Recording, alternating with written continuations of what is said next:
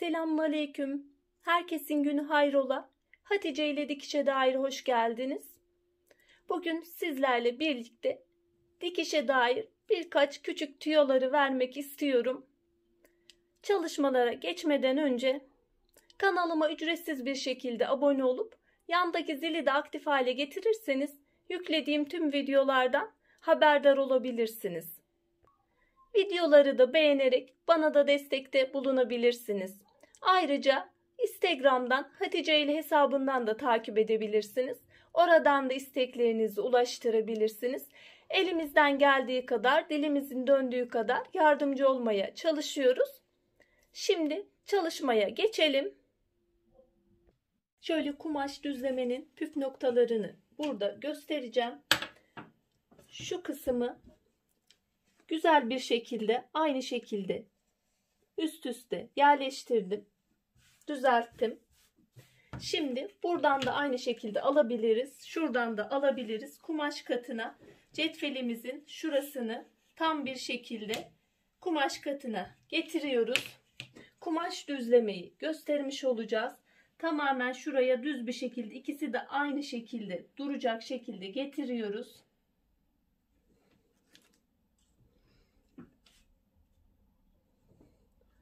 Buradan direkt kumaşımızı düzlemiş olacağız. Şu kısımları güzel bir şekilde şöyle göstereyim ben.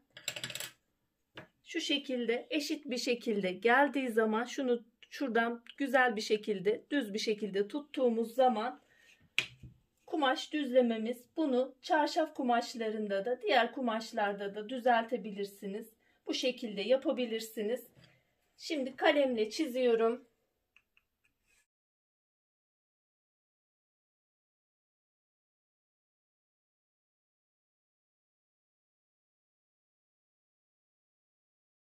Çizgiden kesiyorum. Kumaşımın şu eğrilik kısmını düzeltmiş oluyorum.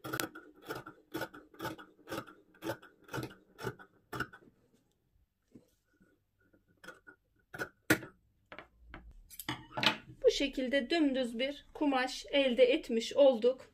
Bu yöntemi diğer kumaşlarda da uygulayabilirsiniz. Kumaşımızda şu kenarlarında ip kenarı oluyor. Bunların dikişte kasmaması için bu kenarları da çıkarıp atmamız gerekiyor. Dikmeden önce bu kenarların da temizlemesini yapın.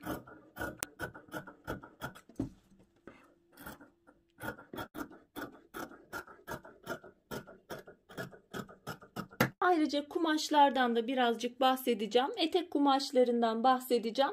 Genelde sorular geliyor. Ne kadar kumaş almamız gerekiyor? Ne kadar kumaş bize yeterli olabilir? Burada etek boyumuza dikkat etmemiz gerekiyor. Kumaşların enlerine göre de hareket etmemiz gerekiyor. Mesela çiften kumaşlarda 42 beden altı kişilere tek boy yeterli oluyor. 42 beden üstü kişilere ise mecburen 2 boy kumaş almamız gerekiyor. 1 boy kumaş ne demektir? Ona da bakalım. 1 boy kumaş demek etek boyumuzun belden aşağı, etek boyumuzun istediğimiz bileğimize kadar istiyorsak, artık nereye kadar istiyorsak, etek boyumuzun belden aşağı olan boyu demektir. Bu 42 beden altlarına çiften kumaşlarda tek boy yeterli geliyor. Çiften kumaş nedir? Çiften kumaşta 140-150 santim civarında ortalama olarak enleri oluyor. Kumaşların tek en kumaşlarda 110 oluyor, 120 oluyor, 90 oluyor. Değişiyor kumaş enleri, 1 metre oluyor. Kumaşlarımıza bakacağız enlerine. Sonra da bize göre hangisi daha ideal ona da bakmamız gerekiyor. Kumaşımız kısıtlı. O kısıtlı kumaştan en ideal, en ekonomik hangi eteği hangi ölçüde çıkarabiliriz ona da bakalım. Kumaşımızı en ideal şekilde 4 parçalı bir kesim yaparak kumaşımızı kullanabiliriz. 140 santim eninde çiften bir kumaşım var. Bu kumaşımı ben tek boy olarak kestim. 42 beden altına yeterli fazlasıyla geliyor. Bunu ben normalde 4 parçalı bir kesim yapacağım. Bunu 2 parçalı bir kesim yapacak olsaydım çiften bir kumaş şöyle katlıyorum. düz bir şekilde katlama yapıyordum. Şuradan basen ölçüsünden alıyorum. Etek ucunu şuraya kadar sıfırlarım ama benim eteğimin ucu şu kadar bir genişliği olacak. 140 santim, yani 140 santimin üstüne ben bu eteğin alt kısmını, etek ucunu genişletemem. Ama bu eteği 4 parçalı bir kesim yaparsam,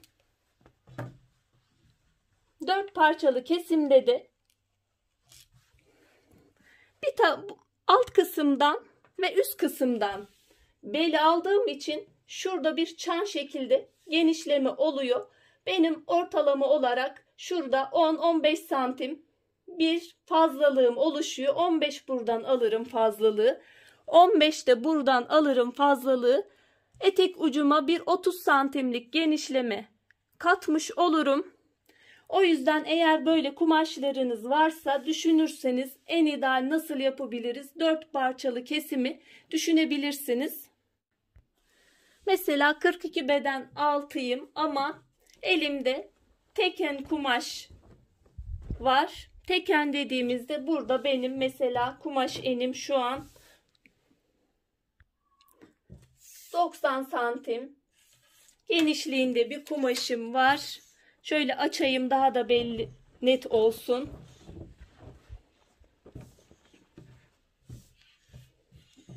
Kumaş enim 90 santim teken bir kumaş. Bundan ben şöyle bir boy kumaştan etek çıkaramam. Şöyle net bir şekilde gösteriyorum. Mecburen 2 boy kumaş alacağım. Etek boyumu mesela 90 santim istiyorsam 180 santim. Tabi bel için paylarını ve etek kıvırmak için paylarını da ekliyorum üstüne. Ortalama olarak 220 santim 2 boy için kumaş fazlasıyla yeterli geliyor. Tabi daha kısa isterseniz onu kendiniz ölçün ölçülerinize göre. Umarım bu kısımda anlaşılmıştır.